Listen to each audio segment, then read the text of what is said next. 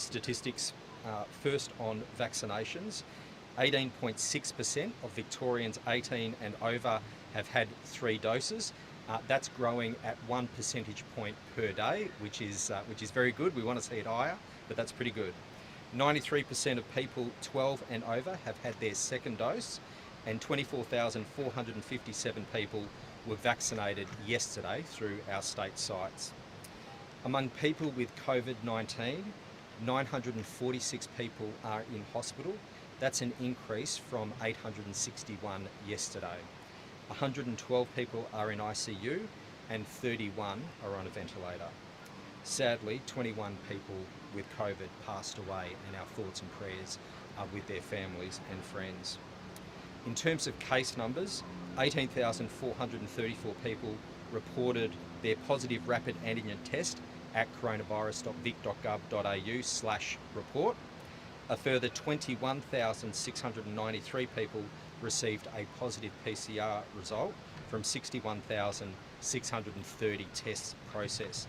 That gives us a total new case tally of 40,127, and there are 209,715 active cases on the combined measure.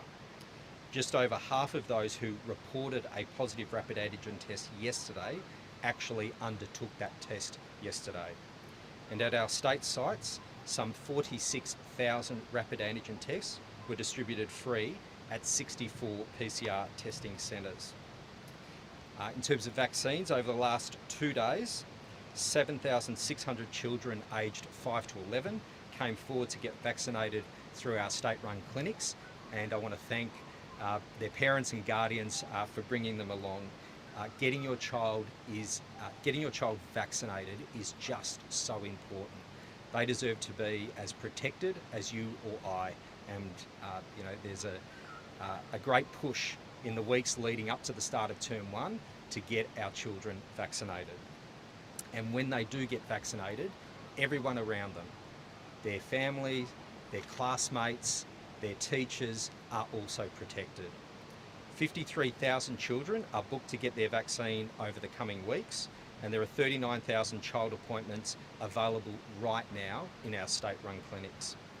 And if you're an adult wanting a booster shot, there are also 119,000 appointments available over the coming weeks. So they're the latest figures for you in terms of COVID vaccinations, testing. But to the announcement today, we're continuing to support the rollout of the Commonwealth's vaccination program. We have the capacity to deliver up to 300,000 doses per week, alongside more than 600,000 doses through our primary care network, our GPs and our pharmacies. There are over 1 million Victorians currently eligible for their 3rd dose, and thousands of appointments currently available. However, very soon, that number of eligible Victorians for their 3rd dose is going to increase dramatically as they get to that 4-month mark from their 2nd dose. And Victoria, to deal with that demand, is recruiting a new pool of vaccinators for this effort.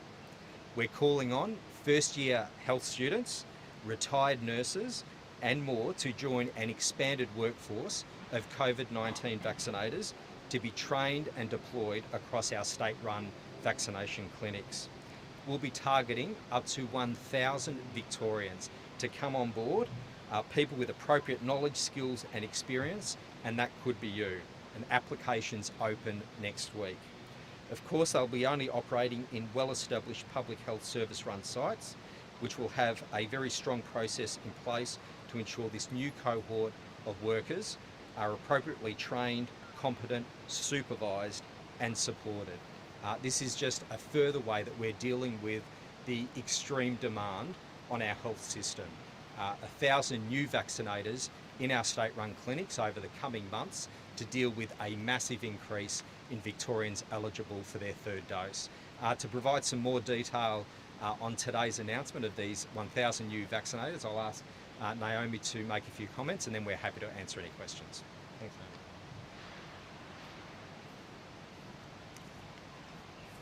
Our team have designed the recruitment plan for these new vaccinators to make sure it's open widely but managed very safely. They're called limited scope vaccinators in that they're limited to basic vaccination activity with complex technical or clinical elements reserved for the professionals on site. Training is absolutely key. They will be required to successfully complete mandatory Commonwealth and Victorian COVID-19 vaccination training, which is equivalent to training requirements for other emergency authorised COVID-19 vaccination workforces already in place and have been operating for many months in our sites. They will also complete a clinical skills and competency assessment to ensure that they can perform their duties appropriately, and they'll also undertake a number, usually 5, supervised vaccinations before they can carry on by themselves. They will not be responsible for establishing informed consent or for managing or responding to adverse events or for administering the COVID-19 vaccination to children. They will only be administering the vaccine to people aged 18 and above. They'll be supported and supervised by a supervising authorised immuniser provided by our wonderful public health services with relevant skills and experience in the technical aspects of vaccination and the authorisation to administer adrenaline and other healthcare that might be required. Centralised applications will open in the week starting the 17th of January. Now, anyone is able to apply, but we're looking for certain kinds of people. So the criteria is not exclusive, but Victorians with experience working in a health or social services setting, or who are enrolled in a health or social services course are particularly desirable. Anyone who's interested should regularly review local health service recruitment pages and also the Department of Health, Jobs and Careers website. Just a quick reminder on some of the new vaccine orders that are coming into place tonight. A number of our highest risk workers are required to have 3 doses to be able to go to work. So healthcare workers, aged care workers, disability workers, emergency services workers, correctional facilities, hotel quarantine, food distribution, abattoir meat, poultry and seafood processing workers. They're all eligible, if they're eligible for a 3rd dose today, they've got until the 12th of February to get that done. If they're not eligible yet, then they have to get it done by a date in March that'll be relevant to their eligibility date. Achieving full vaccination coverage is so important for these workforces. It protects them, it protects everyone they serve, everyone they support, and everyone that they work with. Finally, can I keep encouraging everyone to come forward to get vaccinated, whether they're 5 or 95? So now 36% of eligible people aged 70 and over have received their 3rd dose. That's good, but probably not good enough. So we need more people to come forward for their booster, particularly older Victorians. Those doses are really going to help protect us as we move further into the Omicron wave. So please book either through a state-run clinic, a GP or a pharmacy. And at the other end of the age spectrum, can I recommend to parents that there are plenty of appointments available today, this morning, at Sandown, Cranbourne and Melton. So please, if you haven't already made a plan to get your child vaccinated, jump on and make a booking in one of those 3 clinics. Thanks. Thanks, Naomi. Happy to answer any questions.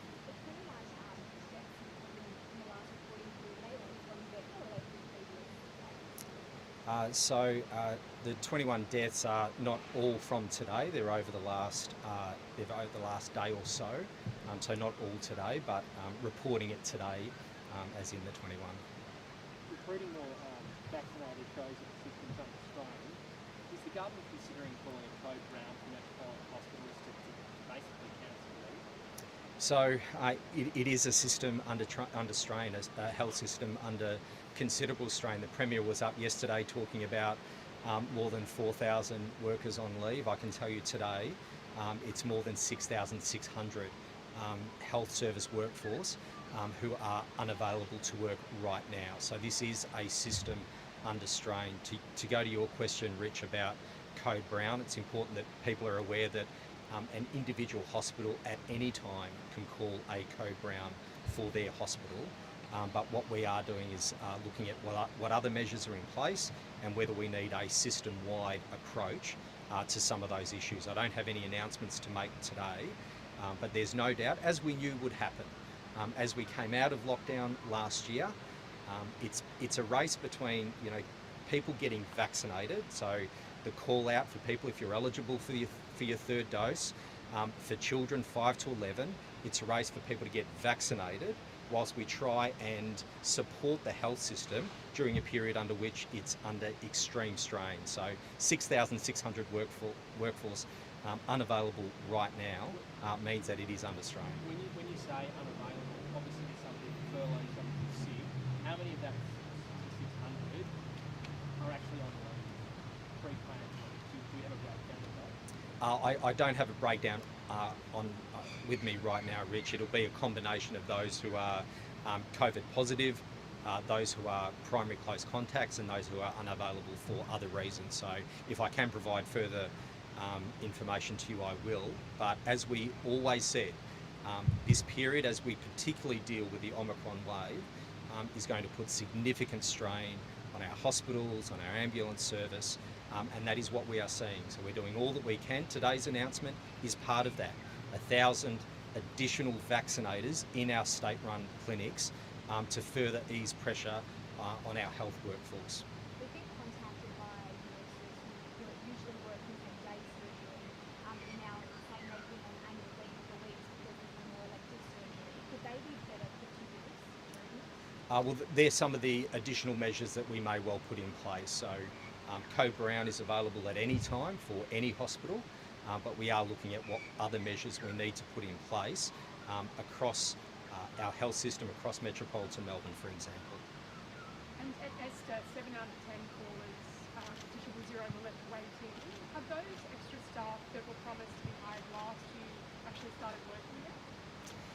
So likewise with our health hospital system, our ESTA service, you're seeing 2022, particularly this first period of 2022, staffing is going to be a massive issue, whether it's in food distribution, whether it's in our supermarkets, in our health system. So these pressures are having an impact across the board, and we're seeing that with 000. So a few things to say in terms of ESTA and calls. So we've got a system under enormous stress and a massive surge in demand. It's really important to point out that 1 in 5 calls to 000 are not emergency calls. We've all got a role to play. There's the coronavirus hotline, there's nurse on call. If it is not an emergency, please do not call 000. In terms of what we're doing for the service itself, there's 43 additional full-time equivalent staff. They're coming on board and they're being recruited. I'll come back to you in terms of how many are on board right now, but that recruitment is happening. Additional funding, a significant review by the Inspector General of Emergency Services, as well as offering additional overtime for existing staff. So we're putting a whole range of supports in place to boost capacity of ESTA, but everyone in Victoria has a role to play. 1 in 5 people who call 000 are calling when it is not an emergency. Please do not do that. Call nurse on call, call the coronavirus hotline.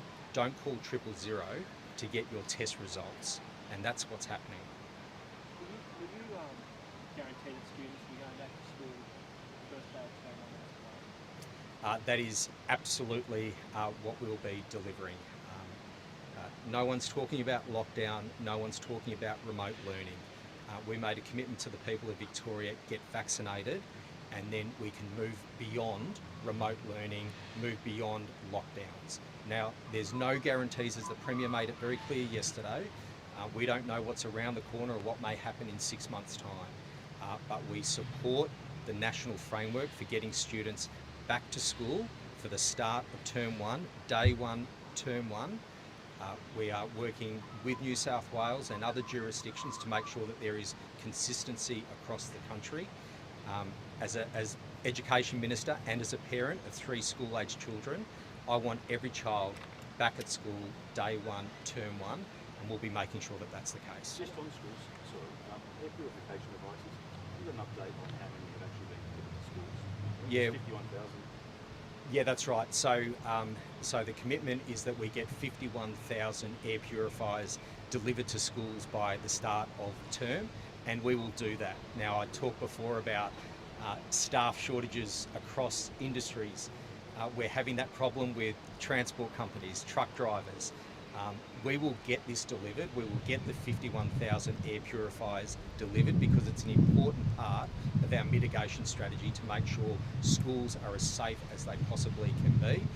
Even if I need to get in a truck and deliver them myself, we'll get those air purifiers delivered. Do you know how many have been delivered so far? It's more than 20,000 have been delivered. We've got the next 3 weeks where we will deliver the remaining component of that 51,000. In place, delivered and installed by that first day of term? Yeah, we'll get them to schools, Rich. That's the commitment we made. You know, there are challenges. You know, there are challenges with transport companies as we're seeing quite clearly.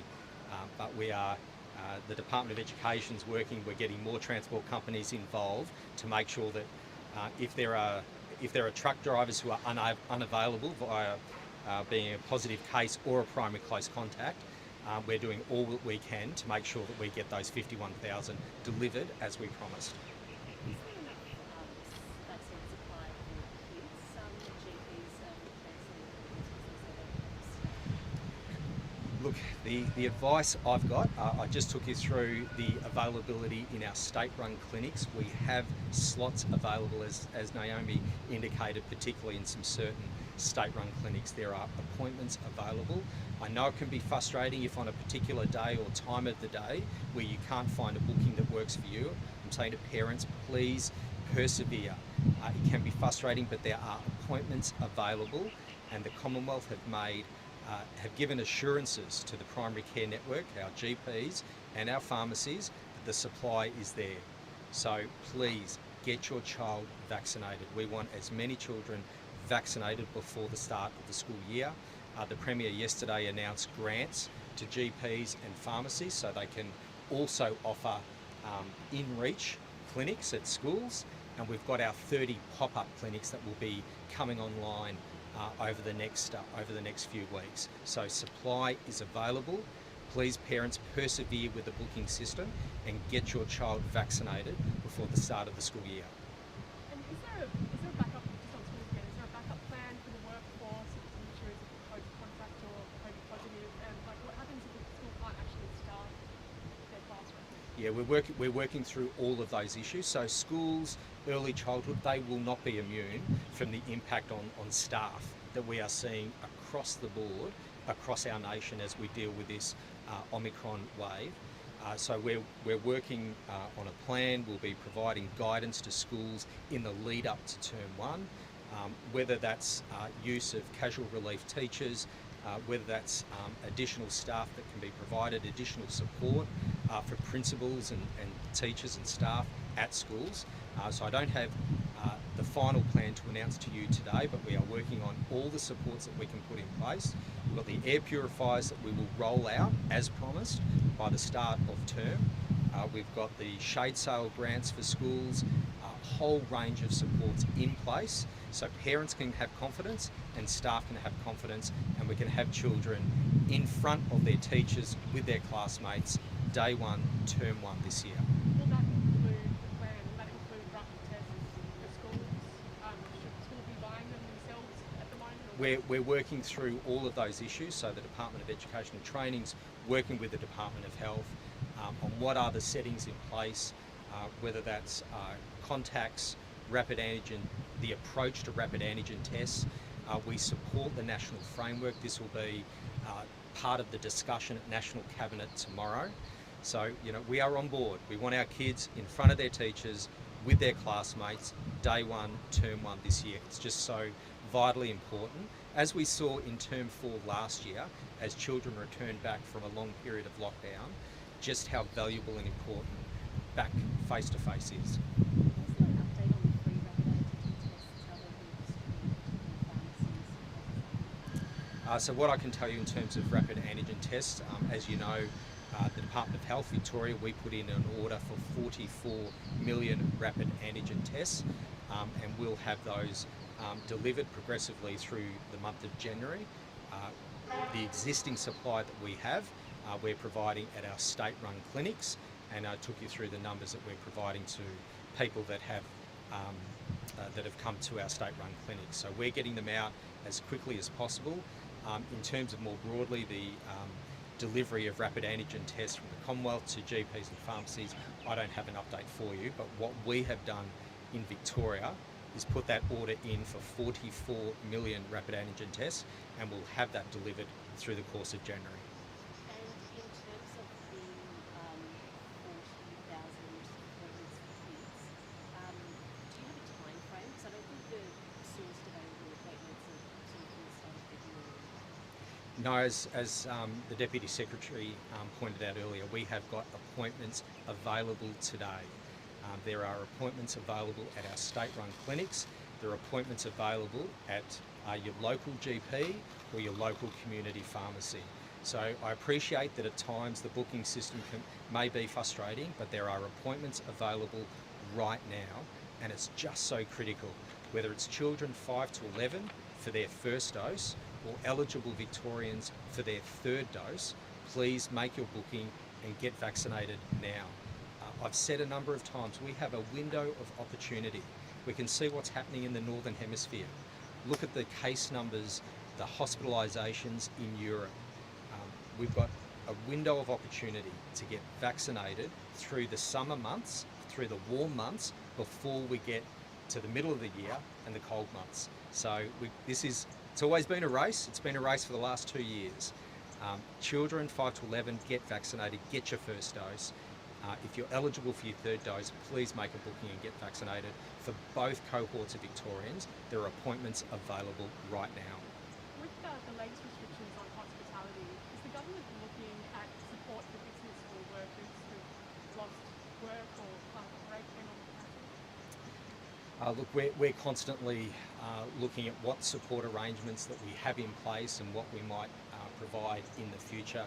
I've got no announcements today, so I really can't expand any further. We've put significant supports in place for businesses over the last 2 years of the pandemic, and what we have done is, again, strike the right balance between what are the public health settings to keep Victorians safe, and what are the settings to make sure that we can keep the economy ticking along. And that's why the Minister for Health, when he signed off the latest round of orders, he provided for improved public health settings, but a density of 1 to 2 square metres, for example. It means that hospitality can continue to operate as we deal with this Omicron wave. But I've got no further announcements in terms of what additional supports might be available. Is there any support maybe in the works for No, there's no additional supports that I'm announcing today, or the government is working on. We're trying to strike the balance between ensuring that hospitality, other venues can continue to operate, but we need to also be cognizant of what are activities that are risky right now. Omicron is incredibly virulent, and a dance floor is an easy place where you can catch this variant. So we want to strike the balance between public health settings to keep Victorians safe, but also support businesses that they can continue to operate. Great. Thank you, everyone. Thank you.